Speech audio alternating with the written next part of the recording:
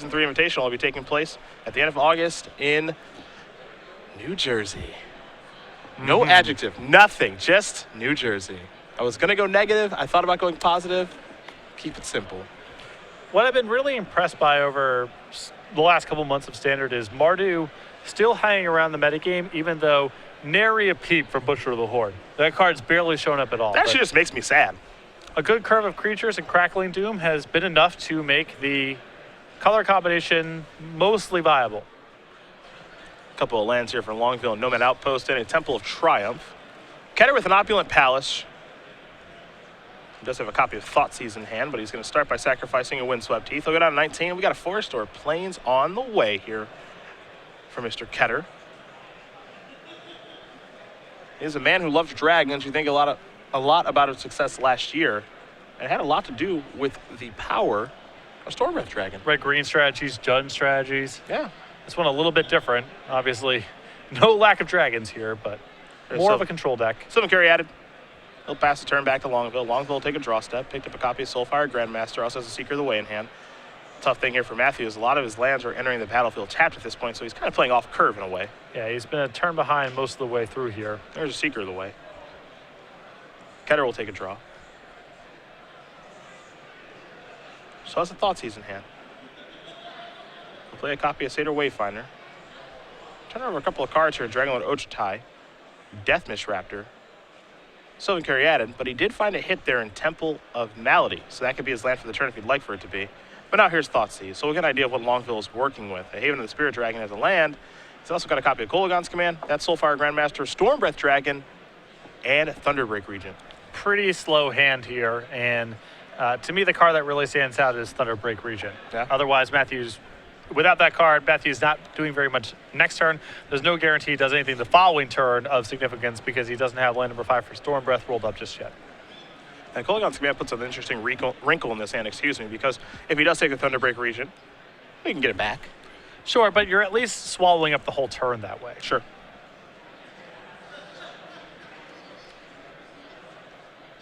Well, Thunderbreak Regent is what Ketter does select. Keep in mind he has not played a land just yet. You know he found a Temple of Malady, so looks like that's going to be the land that will be entering the battlefield. You get a trigger. That card's going to stay on top pretty quickly, it appears, for Ketter. We're going to head Longville's way. Longville will take a draw step. Picked up another copy of Soulfire Grandmaster. You talked about how he's taking a more aggressive approach. He has cards like Seeker of the Way and the Grandmaster, where other people do not.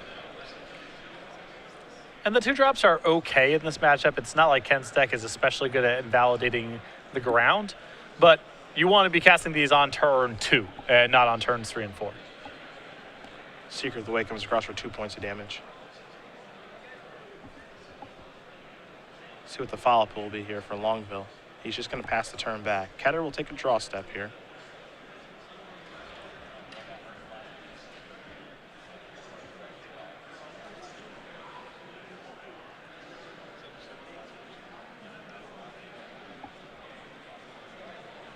Temple of Malady.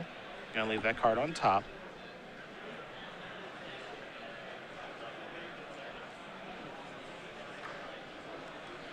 Interesting to see the inclusion of Kolaghan's Command into some of these standard decks because it's not standard is a less friendly format rather for this card than modern. There's fewer artifacts floating around, and Shock isn't nearly the effective removal spell that it is in modern, where there's all these cheap creatures floating around. That said, these modern decks have incorporated to good effect. It is a powerful card. We do know that.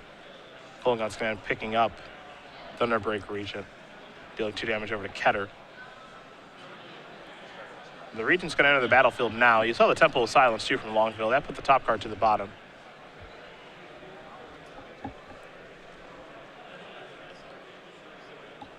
It appears as though the Regent is in, though Ketter does have a copy of Foul-Tongue Invocation, so there might be a response here from Kent. Murderous Cut as well, though I don't believe he has a dragon to pair with any of this just yet. I mean, Kent's honestly kind of out of action. He's got a couple of removal spells and some mana, and that's about it. It doesn't have very much going on. Here comes Seeker of the Way.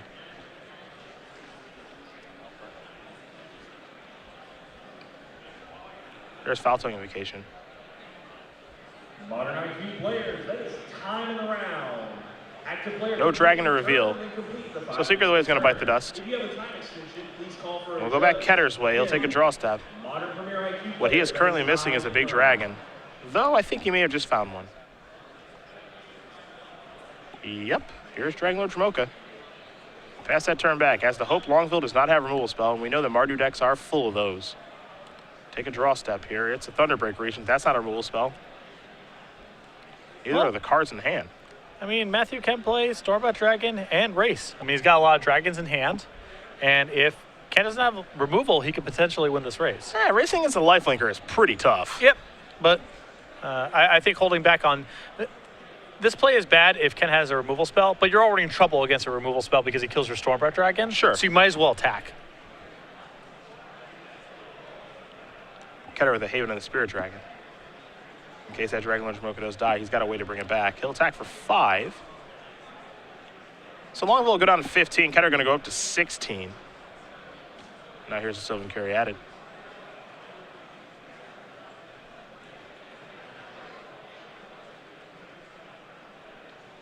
Ketter's last card is a Murderous Cut. Makes you wonder what he wants to target with that. Is it Thunderbreak Regent or perhaps Stormbreath Dragon? Stormbreath Dragon's protection from white could play a role in things here. Yeah, I think it's got to be Stormbreath. Crackling Doom's a big draw. There's Soulfire Grandmaster. Here are the attackers. Not just yet, says Ketter. Now they get to come in. And now here's Murderous Cut. Going to target Stormbreath Dragon.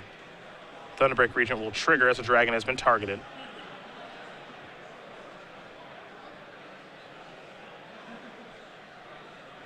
So Ketter's going to take 3 from that trigger, and then he'll take 4 from the Regent. It is very important for Matthew Longville to cast his Crackling Doom now. There you go. He's on it. But now you see the synergies come in. You know, the land here, so innocuous, but just allows Ken to get this dragon right back and force Matthew to produce another removal spell. Haven the Spirit Dragon is no joke. Ketter will take a draw step. Picked up a copy of Sansep Citadel. Going back to Dromoka territory. He'll pass the turn back. Holding onto a land right now. You hope that doesn't come back to bite him. Stormbreath Dragon was the draw. That was a good one. Huge draw. Yep. And I think Ken's best served just playing his lance at this point. Matthew's not playing around anything. He's not playing around a random draw off the top of your deck, and you don't know if that mana could come up and matter. Ketter's down to 3. He'll draw a card. Didn't get a great look at what he found.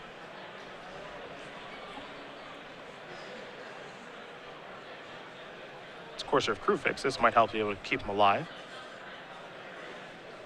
I suppose that's the upside of holding onto the land in case you draw a Courser. See what the top card is. Dragon Lord Dromoka. That's a land. Up to 4. Get to attack. Go up to 9. So he's not dead now.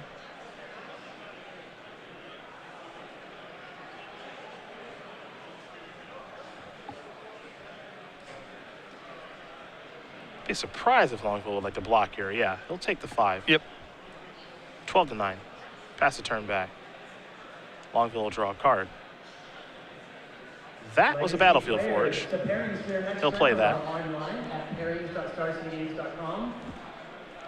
Gotta just keep on and coming in. Don't have much of a choice, right? Here come the attacks. Ketter gonna go down to 1. Just dump out the rest of it. Yep, Soulfire Grandmaster. He's actually going to pass the turn back, not play the Thunderbreak Regent with the ability to return Stormbreath Dragon from the graveyard. Sure, that's actually a much sharper play. Yeah. Because Kent may have to, this turn, go attack you with Dragon Lord Dromoka, play 1 to block, and then 2 Stormbreaths finish up the game. And he will replay Dragon Lord Dromoka, pass the turn back, and Longville's right on top of it. Cash in the Haven, get back the Stormbreath Dragon. And it'll be a lethal attacker in just a moment. His protection from white is very, very powerful text on this card. There is Stormbreath Dragon. Just do not attack with that Thunderbreak Regent. Oh, no. Hanson, leave the card. Yeah, it's pretty close. But, yep, he did not attack with it. Kent knew that he had his opportunity there. Yep. If that Thunderbreak Regent comes in, we got a game. But Matthew pumped the brakes right before, and just the pro right creatures came across. Matthew up a game. Matthew Longville does win game number 1 here over Ketter. Mardu Dragons, Green-Black Dragons. Mardu Dragons currently up 1. We take a look at the sideboards here, and we will start with Kent. We've gone over this one a couple of times. They've got some good options here. 3 copies of Ultimate Price, 3 Foul Tongue Invocation, 2 Duress, 2 Drowned Sorrow, 2 Tassiker the Golden Fang, and then 1 of a couple dragons here, Dramoka, Slumgar, and Ugin the Spirit Dragon. I think you're just going to see the extra removal come in. 3 copies of Ultimate Price and 3 copies of Foul Tongue Invocation, possibly the Tassikers as well. And just a bunch of removal. Yeah, just removal. Overpower you with dragons. I imagine that's the game plan here for Ketter. We'll take a look at Longville's side of things. He's got a Kolaghan's Command, 2 Crux of Fate, 4 Anger of Gods, 4 Thoughtseize of Duress, and 3 copies of Self-Inflicted Wound. I think Thoughtseize is probably the best option. Thoughtseize, and I think the Self-Inflicted Wounds come in as well. Not that Self-Inflicted Wound is great against Kent, though it does have moments of being very powerful. It's more of an issue of the inefficient removal that's in Matthew's main deck. 4 copies of Draconic Roar, 3 copies of Kolaghan's Command. Kolaghan's Command is not the end of the world, but there is some low-impact removal, some 2-drops that aren't very good that are on the draw, and I think he can afford to bring in Self-Inflicted Wound because when that card's good, tagging something like Corsair Crewfix, Satyr Wayfinder, it's not Satyr Wayfinder, excuse me, Sylvan Caryatid, or especially Dramoka, I think it's worth the upside compared to something like Draconic Roar. It can certainly have an impact in the matchup, that's for sure. Yeah, the upside on that card is very, very high, and I think something like Draconic Roar is always going to be below average. I think that's the first card to go. Yeah. In the matchup. On Longville's side, he has 4 copies, and they just don't do very much, so wouldn't be surprised to see that go. Kolaghan's Command as well from his deck. Might get sideboarded out. Just seems like an average card. Yeah, and with 3 Foul Tongue Invocations already in the deck, edicts generally get more powerful the more edicts that you have, because you start drawing them together, and then they just function as good, clean removal spells. These players will shuffle up here for game number 2. We'll very quickly talk about the Star City Games newsletter. Your source for Magic the Gathering news. You can sign up for free at starcitygames.com/newsletter, and a lot of awesome content to go along with it, too. Yeah, it's a great summary of events going on the website and on the Open Series. Also comes with exclusive deck lists and advice from some of the premium writers, an exclusive cardboard crack comic, and best of all, it's free to sign up. You can head over to starcitygames.com/newsletter and get signed up right now. It's all about the free stuff. Just all free. YouTube page free. This, free. Tassic per playmat. Free. Boom. How can you say no? You have to sign up for an event. Free. Free. Stop. Free. StarCityGames.com/newsletter. It's all free. Just sign up. It's pretty easy. Watching Kent Ketter play Magic? Free. Hanging out with us? Free. It's great. How can anyone say no? I just don't understand. Yep. Makes no sense. Aliantrazi Angel Token. Free-ish. Got to sign up for some things or place an order on the website. But again, mostly free. Yep. It's a great token, too. Ali Eldrazi, as he is sometimes affectionately known. Might be our best token. It's really, the tokens are so good. I'm a huge fan of Sam Black's Zombie token. Yep. I love Derek Sheets' Swan token. Yep. Both of Tom Ross's tokens are great. Mm-hmm. My favorite's still the Derek Sheets token. The Swan? Yeah. All right. You can tell that the person or parties responsible for that token have a really good sense of humor. That's true. It's very true. Maybe one of they will have a Matthew Longville or Kent Ketter token. However, I'm still waiting for that Master Race token. Someone's got to get that done. And now with Merfolk seeing a lot of burn in Modern, it gets to be a little more evergreen. Yeah. You don't like to cash in your token on a standard card if you don't think it's going to make the transition over to Modern. Just won a Grand Prix. Merfolk literally just won a Grand Prix today. Yep, congratulations. So get your Master Ways tokens. Someone pick that for the invitational token. You'll get so much play. You can ride a seahorse. Probably, I'm assuming. You could be the seahorse. It just makes things out of water. It's an elemental. It can be anything. Yeah. It's like Hydro Man. It's like Hydro Man. My favorite Spider-Man villain. Though pretty weak villain, I think, overall. Yeah. On the whole, I can't imagine him ever beating Spider-Man. No. He's like kind of a crappier Sandman, and Sandman never could touch Spider-Man. Which I never understood as a kid. When I was a young teenager, I was like, can't Sandman just turn himself into sand and just shoot himself into Spider-Man's nose or something? You know? Like, how is this guy struggling? I feel like if I was Sandman, it wouldn't really be that hard. You are vicious. You are truly vicious. Here's a Thoughtseize. A couple of cards here in Longville's hand. Stormbreath Dragon, Goblin Rabble Master, bunch of lands. Not a bad grip.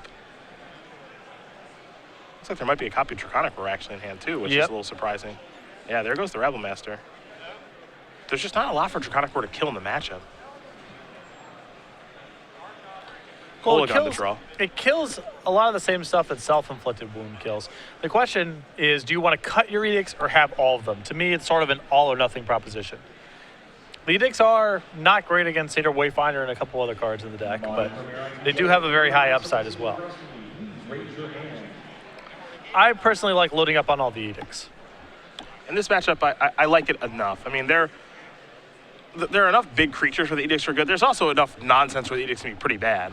Yeah, but I think that Matthew needs to give himself as many opportunities as possible to kill a dragon, because when he can't kill a dragon, he gets really far behind. Ketter going to sacrifice his Windswept Heath. Likely a Plains on the way. So it looks as though he's going to look for a forest here. There we go, never mind.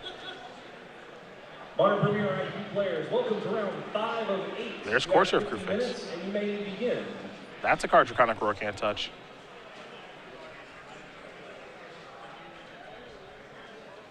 See the top card is here for Ketter. Opulent Palace, pass that turn back over to Longville. Longville will take a draw step, picked up a copy of Crux of Fate. There's a Nomad Outpost, he'll pass the turn back. Slow start here for the Mardu Dragons player. Opulent Palace to draw, Windswept Heath on top of the deck here for Ketter. He'll take the Windswept Heath. That'll gain him a life, he's up to 17. I'm interested to see if Crux is even a card on Kent's radar. Is he willing to just curve out with a bunch of non-dragon creatures? Because I would be surprised if I were in Kent's seat. Stormbreath Dragon the draw. It's all 5-mana spells here for Longville. Ketter going to sacrifice his Windswept Heath. He'll stay at the same life total, but he'd like to see a new card on top of his deck. So perhaps now the Plains is coming. And it is.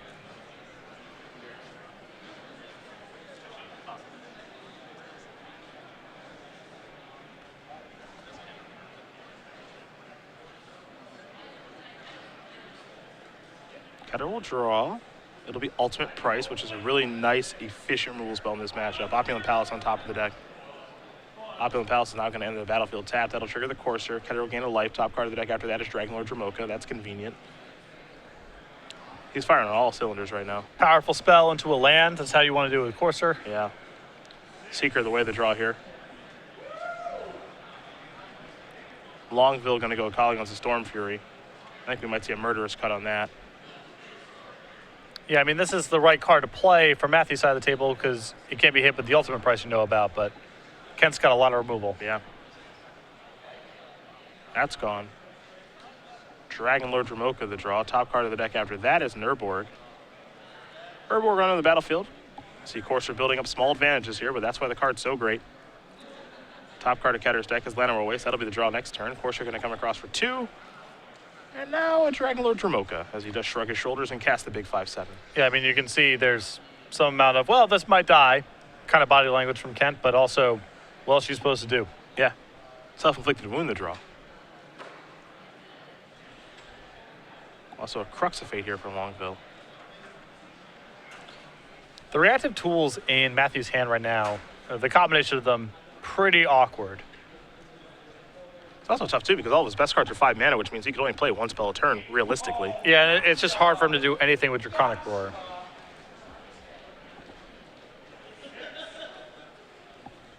Oh, here's Stormbreath Dragon. It's coming across for 4 points of damage, so it's 14-all, at least for the moment. Back to Ketter we'll go. Llanowar Waste the draw. Top card of the deck is Foul Tongue Invocation. Dragonlord Tarka is going to clean that up. Here's an attack for 7. Ketter pretty far ahead in this game at this point, but that Crux of Fate is going to clean up some dragons here in just a moment.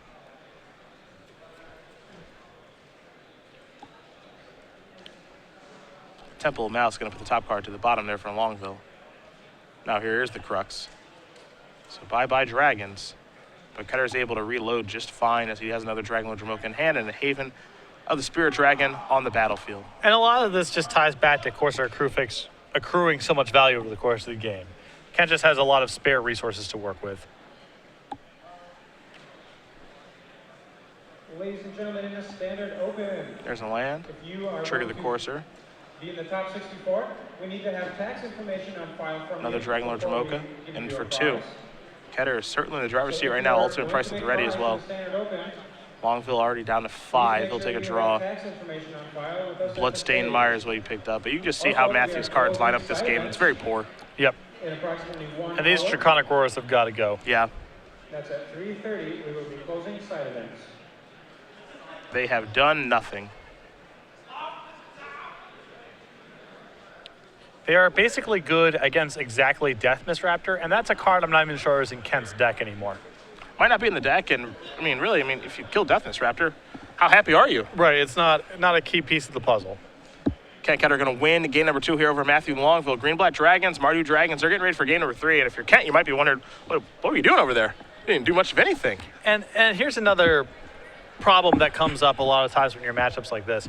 It's really easy to look at your sideboard that's full of removal, look at your opponent's deck, and see that your removal spells all kill stuff that they have. And when you're in that position, it's very easy to over sideboard and bring in too much removal and cut some of your threats. Matthew still needs to be the aggressor in this matchup. Kent's late game has him beat by a mile. And so even though some of the removal spells Matthew has access to can kill some of the threats in Kent's deck, I think Matthew's still better served lightening up the total amount of removal that he has to make sure that he has an aggressive curve to capitalize on his haste creatures on the top end and kill Kent before Kent gets to things like looping Dragonlord Jamoka with Haven. Those are the type of sequences that are hard for Matthew to beat. So I think he can't be that heavy on removal. He needs more threats, especially on the play. And these players are going to sideboard a little bit here for game number 3. It looks like Matthew, because he's on the play, is going to want to shift some things around. But we mentioned that Ali Antrazi token, and you can see it right now if you haven't seen it just yet. It is him as the 4/4 Angel, which you can use for Entreat the Angels, Geist of St. Traft. What was the one you mentioned earlier? Decree of Justice. Ah, yes. The old man's Decree of Justice. And it is Ali holding his son Aiden there in the picture. So a great, great token. Something I'm sure Ali will cherish for a very, very long time. Yeah, and this will be available for free-ish in a little while here when you register for Open Series events, IQs, or place orders from the website. Yeah, place orders through Star City Games for $5 or more, or at our dealer booth as well. And then, as you mentioned, signing up for the main events and the Opens and the IQs and all that jazz. That's how you get them. That's how you got Jacob Wilson's token. That's how you get this great one, too. It's Ali Antrazi, our Season 2 Invitational Champion here on the Open Series. And this is not limited to the premier IQs we hold at the Open Series events. You can get these tokens at your local store, too, assuming the IQ is big enough. Yeah. And it's a sweet, sweet, sweet token. Love that token.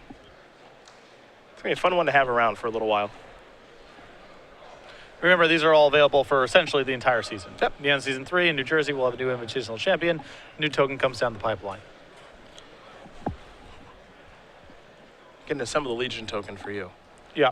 See, that's a good example of a token where if you got it when it was a card people played in Standard, very unlikely that card ports over into Modern play. A little slow, a little expensive. And then that's, I won't say a waste of a token, because if you value it, you value it, but it's, if you're looking to be on camera in perpetuity, not the best choice. Elemental tokens, though, Master Waves, uptick in Modern play, now a Grand Prix champion deck. That's a good choice. And you're a Master Waves token. You're out there a lot. Right. Because there's not just one of you floating around for the most part. Ali's token, Apple Gold in Legacy and in Modern. Yeah. That's the way to And do maybe it. even in Standard. We don't know what Magic Origins looks like. Right, we don't. Could be a bunch of 4/4 Angel That's tokens. how you do it. Pretty savvy. Great choice. I would want to be the 01 plant token now, by the way. Oh, you'd be a plant for Colony Garden? Yeah, an Adventure Zendikar. Let's do this. Plant token's pretty funny. Let's go. A plant token without your face anywhere in the art. It's just a plant, and at the top it says Cedric Phillips. Perfect. That's perfect. That's exactly what I wanted. That's a good token. I'll be like Plant Man from Mega Man. It'll be great. Game number 3 is underway. It's a Temple of Malice to begin things here for Longville. Ketter with an Opulent Palace. Here's a Temple of Silence. So another slow start here for Mardu Dragons. All these lands that are in the battlefield tap, that's been an issue. And I don't know if that could have been prevented by different sequencing there, as Matthew did have the Temple of Silence in the opening hand and drew the white 2-drop. Okay. Well, there's a Bloodstained Mire. And now here's a copy of Self-Inflicted Wounds. So see you later, Caryatid. Which is actually a pretty important card to Kent's strategy. Definitely. Especially with Kent being on a mulligan here, any sort of disruption to his mana is going to be pretty powerful. Satyr Wayfinder. That's going to net a Temple. Now Ketter gets to Scry. That's actually what I love about the opening turns of this deck. The opening turns are pretty fluid. Yeah, it's not as clunky as these 4-color decks with a really expensive top end typically are. There's Seeker of the Way. Pass the turn back over to Ketter. It's another copy. Satyr Wayfinder. Haven of the Spirit Dragon is the find. The rest go to the graveyard. Now a Caryatid. So mana is really starting to get online. That means dragons are coming soon, you have to imagine. Yep. Longville will draw. It's a copy of Goblin Rabblemaster.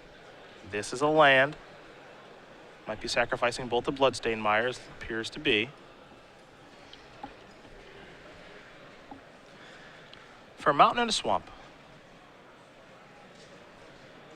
And for both players, once they get to 5 mana, that's the flashpoint. That's when dragons start coming down. We can see some real interaction here.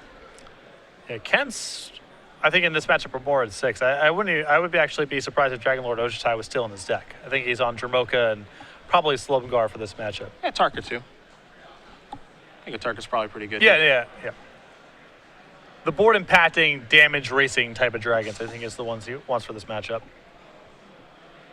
There's Kolagon. There's an attack. I think we're going to see a double block real fast. Yeah. That's a no-brainer. Especially with Kent having Foul Tongue invocations in his sideboard. Yep. Keep the board clear as possible. Yeah, that got dashed. That's going to come back to the grip. Courser of Krufix the draw. Ketter going to play a Courser. Take a look at the top card. It's a Llanowar Waste. That's a hit. I don't think he had a land in his hand.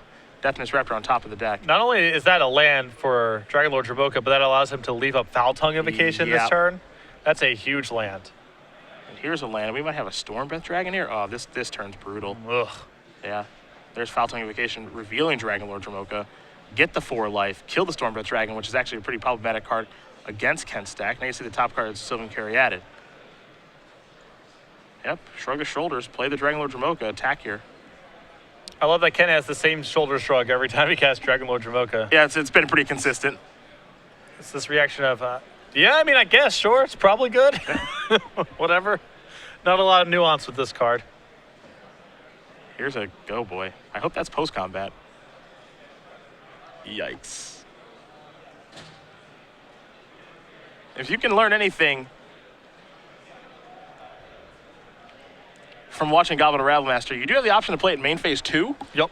And that's really important so that your Goblin doesn't give your opponent 5 life, as Matt just did right there.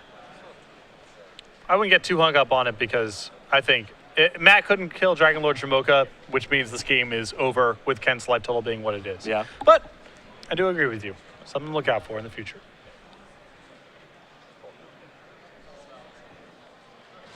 Now, one thing Kent does need to be wary of is a card like Crux of Fate. Don't want to get beat up by that too bad. Here are the attackers. I agree with you, and I think that Kent will be cautious about it, but just look down at those havens. I mean, he's just got a lot of protection right now against something like that happening.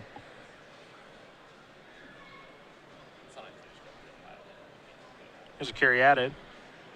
Here's a Deathmist Raptor. Ketter will have to take 1 to cast it. This is a great way to do it. You know, if Matthew wants to Crux on dragons, it's a 1-for-1, and if Matthew wants to Crux on non-dragons, he's down his own Rabblemaster, and Kent keeps the best card in play. Yeah. So this is a very good way of playing around the possibility of Crux of Fate. Kent sitting on Dragonlord Tarka on the table, that looks like a good spot to just deploy that, but Kent realizing Crux of Fate's probably the only card in Matthew's deck that can catch him up from this spot, and it's worth being a little bit careful. That's just definitely something to have in mind. That's exactly what Ketter has done at this point. Longville will be taking a draw step. He's going to need some real help here over the next couple of turns because he is behind on the table. Crux of Fate was the draw.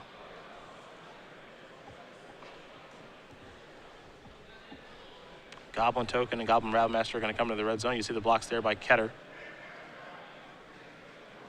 Now here is Crux of Fate. So there goes Dragonlord Dramoka. Cleans things up a little bit, but not a ton. Yeah, it can't really paid off for the way that he sequenced last turn. Top card's a Forest here for Ketter. Forest on the battlefield. That'll trigger the Courser. Even more life. You did mention Dragonlord Tark. We'll have to get the top card turned over there from Ketter, and there is the Land of War Waste. Now here's an attack for 2. Well, Longville doesn't have much going on in his hand at this point. So after Ketter, you have to decide if you want to go to Dragonlord Tarka. And it looks like he does. I think he shrugs every time he plays a dragon. Yep. I think that's where we're at with the shrugging. I think my slight preference that turn would have just been using a land to get back Dramoka, but it doesn't really matter too much. At this point in the game, I don't think it does matter a ton. Here's Dragonlord Kolaghan. Pass the turn back. It's time for an untap and a draw. Land of War Waste the draw. Dent Protector on top of the deck. That'll be the draw next turn, which will be a goodie. There's a land. That'll trigger the Courser. Ketter up to 30. Activate the Haven of the Spirit Dragon. Get back Dragonlord Dramoka. Or actually, let's get back Dragonlord Tarka. Oh, that's actually smart. Nice. It actually took me a minute. Yeah, I'm like, why is he getting that back? It's like, oh, just to kill your creature and then try to kill you. Well, the problem I have, I think Kent's going to win this game. I think that he's expending a lot of resources to go for the kill as fast as possible when there's no rush to do so. Right now, let's say Matthew untaps and plays Crux of Fate. Now it's sort of a game all of a sudden. Yeah, depending on the string of draws Matthew has after that, I can agree with you there. And I think Kent's been a little too aggressive trying to go for the kill right away. Could have played a little bit more carefully. That said, he's just muscling Matthew's deck by such a degree right now that doesn't really matter. Yeah, I mean, that's exactly what his deck does, too, is it kind of just muscles opposing decks out of the game when we get to this stage of it. Because he has Haven of the Spirit Dragon to get back a Tarka or Dramoka or what have you, as Dent Protector to get back those dragons, or Death Mist Raptor. I mean, just a million different things that he can do in a situation like this. Didn't get a great look at the draw. Looks like it may have been Kolaghan's command. Foul-tongue Invocation in the hand here from Longville, but there are Caryatids to sacrifice.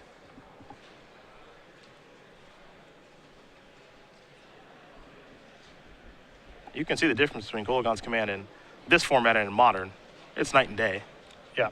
No Snapcaster Mages to get fancy with. Very few artifacts floating around in Standard.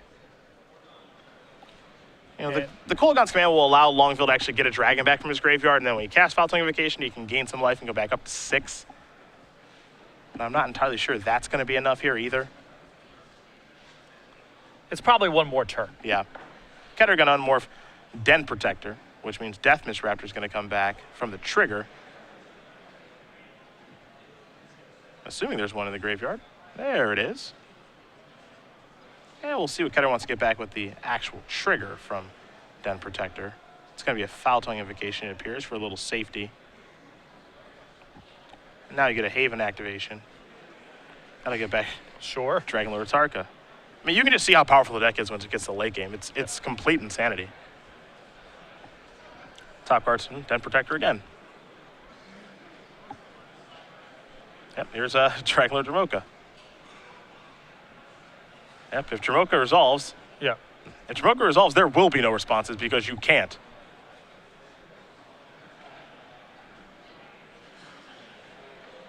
So there will have to be a response to this particular card.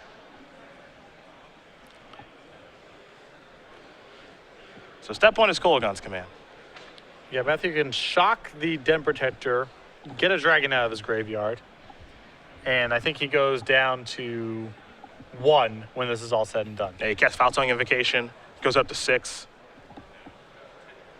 Takes 5, goes down to 1.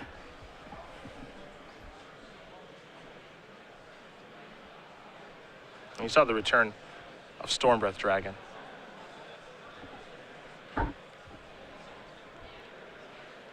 So Kent will have to sacrifice something here. I believe it'll probably just be a Caryatid. Yeah.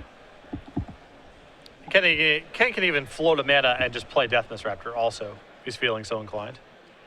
Yeah, because this is all in main phase 1 right now. Yeah.